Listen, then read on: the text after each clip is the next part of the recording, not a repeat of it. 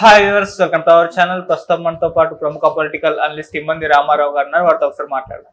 Sir నమస్కారం. Sir నమస్తే బాబు. Sir, BJP జనసేనతో పొత్తు పెట్టుకోవడంతో ఈసారి టీడీపీ ఎన్డీఏ కూటమి గవర్నమెంట్ ఫామ్ చేయడం మనం చూసాం సార్. అయితే ఇదే విధంగా వచ్చే ఎలక్షన్స్ నాటికి కూడా ఇదే కూటమితో వెళ్లాలని చంద్రబాబు నాయుడు గారు వ్యూహరచన చేస్తున్నట్టుగా తెలుస్తుంది సార్. అంటే ఈ కూటమి వల్ల అధికారంలోకి వచ్చాం, సో ఈ మిత్రపక్షాలతోటి మంచిగా ఉండి వచ్చే ఎలక్షన్స్ నాటికి కూడా ఇదే పొత్తుతో కంటిన్యూ అయితే సుదీర్ఘకాలం అధికారంలో ఉండొచ్చు అన్న అభిప్రాయం చంద్రబాబు గారిలో కలిగిందని, అందుకే ఇప్పుడు బీజేపీకి జనసేనకి కూడా మంచి ఇంపార్టెన్స్ ఇస్తున్నారు. అంటే స్నేహం చివరి కాలం దాకా నిలుపుకునే ఒక ఆలోచనతోనే అని అంటున్నారు సార్. మరి వచ్చే ఎలక్షన్స్ నాటికి కూడా పొత్తుతో వెళ్తారా? ఏ విధంగా ఉంటుంది సార్ ఈ పొత్తు? మరి మీరేం చెప్తారు దీనిపై? ఇది ఎవరు అంటున్నారు అంటే కొంతమంది రాజకీయ విశ్లేషకుల అభిప్రాయం సార్ ఈ విధంగా ఉంది. ఇటువంటి న్యూస్ అంటే చంద్రబాబు నాయుడు గారు కూడా ఈ విధంగా అనుకుంటున్నారని చెప్పేసి వార్తలు అయితే వస్తున్నాయి సార్. ఇక్కడ అసలు ముందు ఆంధ్రదేశానికి చాలా మంచి రోజులు వచ్చాయి. మనకి స్వర్ణాంధ్రప్రదేశ్ అని అప్పుడు ఎక్కువ అనౌన్స్ చేసి ఏమీ లేదు, కానీ సైలెంట్ గా ఉంటుండగానే మనది స్వర్ణాంధ్రప్రదేశ్ అవుతుంది.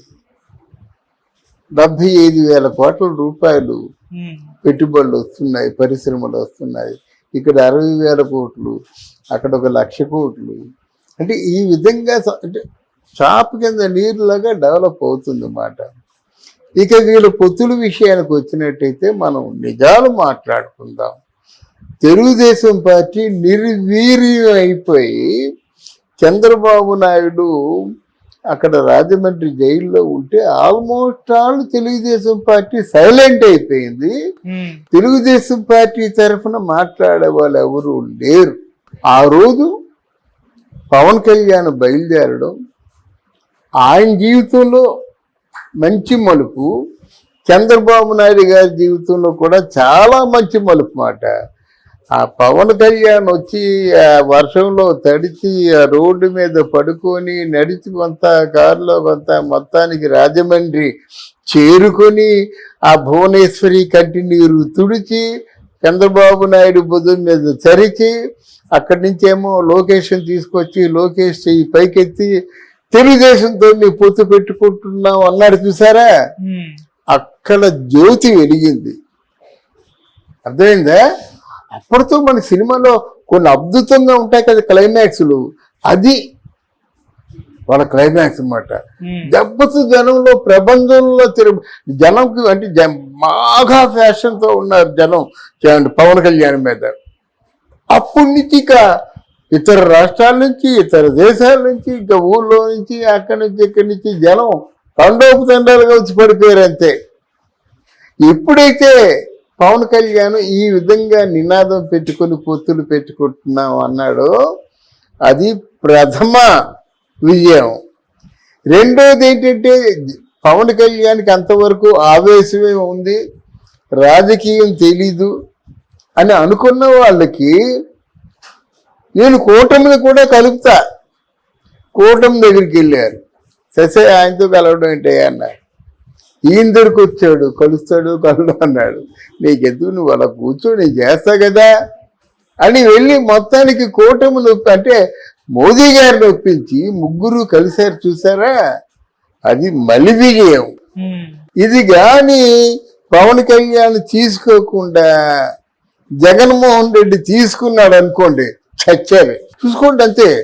ఎవరితో ఎలాగా మామూలుగా అండర్స్టాండింగ్తో ఉన్నా సత్సంబంధాలే ఉన్నాయి. ఈ నిర్ణయం కూటమి నిర్ణయం ఇక్కడ పవన్ కళ్యాణ్ తీసుకోకుండా జగన్మోహన్ రెడ్డి తీసుకుంటే వీళ్ళు డిపాజిట్లు రావు, రాకుండా గల్లాలు చేసేస్తారు అంతే బై హూక్ ఆర్ క్రూక్.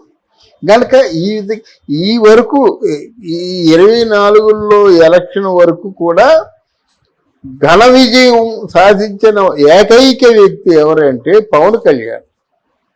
అక్కడ ఏమైందంటే పవన్ కళ్యాణ్ని మనం ఆషామాషిగా తీసుకోవాల్సిన అవసరం లేదు. పవన్ని మోదీ ఒక బిడ్డలాగా చూడడం. సత్తెనపల్లి సభలో మైక్ ఆగిపోతే మన ఇంట్లో కుర్రోడు పవన్ ఇది చూడు అంటాం కదా, అక్కడ ఆ పవన్ని అది కరెక్ట్ చేయడం అనడంలో మోదీకి పవన్కు ఉన్నటువంటి ఆ ప్రేమానురాగాలు బయటపడ్డాయి. తర్వాత కూడా మోదీ పవన్ కళ్యాణ్ గురించి ఇక్కడ హైదరాబాద్లో ఎంత అబ్బాయిలందరూ నా ముందున్నారు, పవన్ నా వెనుకున్నాడు అని చెప్పడం అంటే స్టాటిస్టికల్ వరల్డ్ స్మార్ట్ ఇవన్నీ లెక్కలో ఉన్న మాటలు ఇవి. మీరందరూ ముందున్నారు, పవన్ నా వెనుకున్నాడు అని చెప్పారన్నమాట. దాంతో పవన్ ఇమేజ్ 10 పెరిగింది. తర్వాత ఏంటంటే ఇంకా అక్కడి నుంచి చంద్రబాబు నాయుడు తాలూకు చతురత ఏమిటంటే ఎక్కడ పెట్టినా సరే గెలిచేస్తాడు వైఎస్ఆర్సీపీ. భీమవరం అనుకున్నారు, భీమవరం అయితే మాత్రం మరి లాస్ట్ టైం భీమవరం గాజువాకలో గెలుస్తాడు అనుకున్నాడు కదా, మరి ఎందుకు ఓడిపోయాడు అని ఆలోచించి అక్కడ చంద్రబాబు నాయుడు తాలూకు రాజకీయం ఏమిటంటే అక్కడ వర్మ అనేటువంటి ఆయన ఇండిపెండెంట్గా నించున్న గెలిచే శక్తి ఉన్నటువంటి వర్మకి అప్పచెప్పాడు.